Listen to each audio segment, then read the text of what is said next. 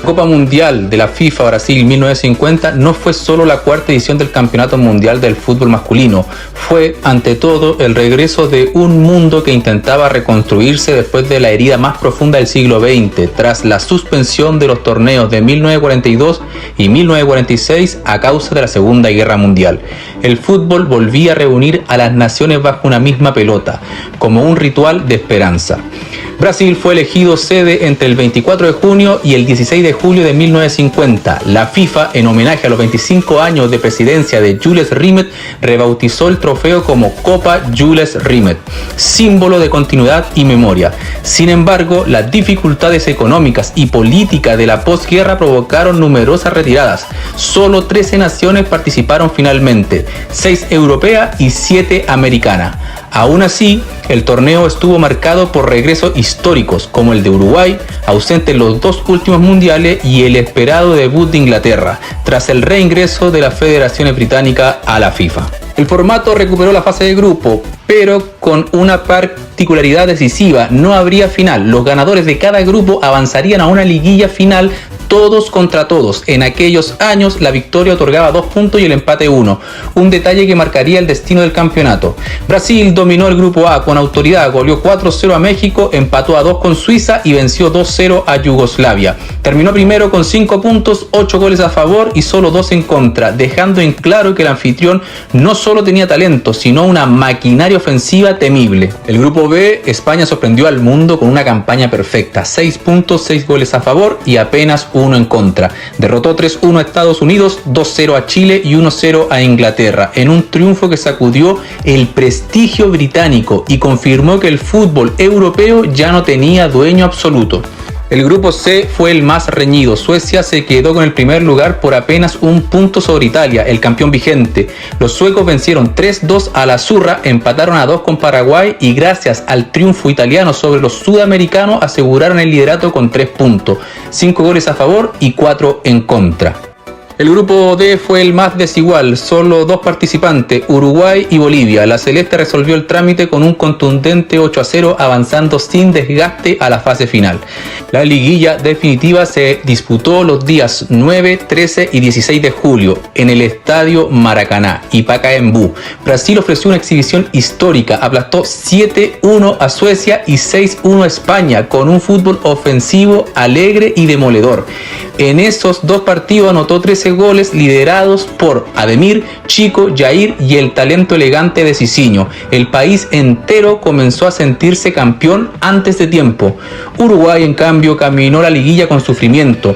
Empató a 2 con España tras ir en desventaja, gracias al liderazgo inquebrantable de Obdulio Varela, y luego venció 3-2 a Suecia con un gol agónico de Óscar Miguez. Llegó a la última jornada con 3 puntos, frente a Brasil, que tenía 4. El escenario era claro: a Brasil le bastaba el empate, Uruguay solo podía soñar con la victoria.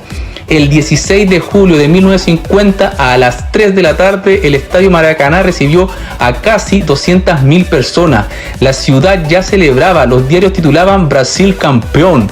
Mundial de Fútbol 1950. Jules Rimet llevaba en su bolsillo un discurso en portugués preparado para homenajear a los futuros campeones.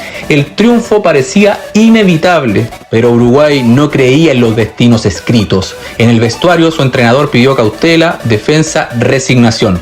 Fue entonces cuando Obdulio Varela se levantó y cambió la historia. Si jugamos para defendernos, nos sucederá lo mismo que a Suecia o España. Brasil dominó el primer tiempo, pero no pudo romper el cero. En el inicio del segundo, Friaca marcó el 1-0 y el estadio explotó. Parecía el final. Sin embargo, Varela detuvo el partido, discutió con el árbitro, enfrió el ambiente. Uruguay comenzó a creer.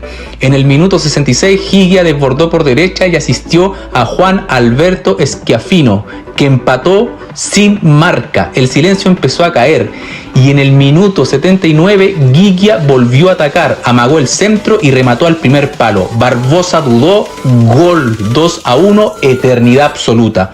El Maracaná quedó mudo. Solo 3 personas lograron hacer callar este estadio: el Papa, Frank Sinatra y yo, diría después Gigia. El pitazo final confirmó lo impensado. Uruguay campeón del mundo. Jules Rimet entregó la copa casi escondida. Brasil, devastado, vivió un trauma colectivo que cambiaría su identidad. Abandonó el blanco y adoptó el amarillo, naciendo la canariña, símbolo de esperanza y renacimiento.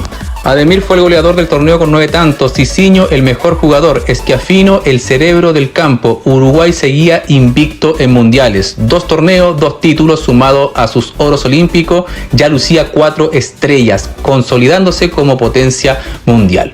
Los goleadores del torneo fueron Ademir con 9 goles de Brasil, Oscar Míguez, Uruguay con 5 tantos, Alcides Guilla, Uruguay con 4, Chico, Brasil con 4, Telmo Zarra, España con 4.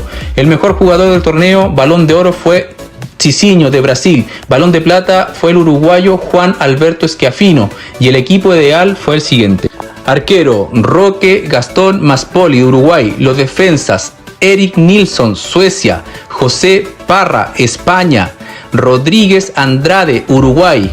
Los mediocampistas lo conformaron Bauer de Brasil, Jair de Brasil, Alcides Guilla de Uruguay, Obdulio Varela de Uruguay. Los delanteros fue el siguiente tridente: Ademir Brasil, Cicinho Brasil, Juan Alberto Schiaffino Uruguay. Brasil 1950 no fue solo un partido ni un mundial, fue una lección sobre el orgullo, el exceso de confianza, la resiliencia y la grandeza silenciosa. Fue el día en que el fútbol demostró que nunca se juega o se celebra antes de tiempo y que la historia siempre tiene derecho a sorprender.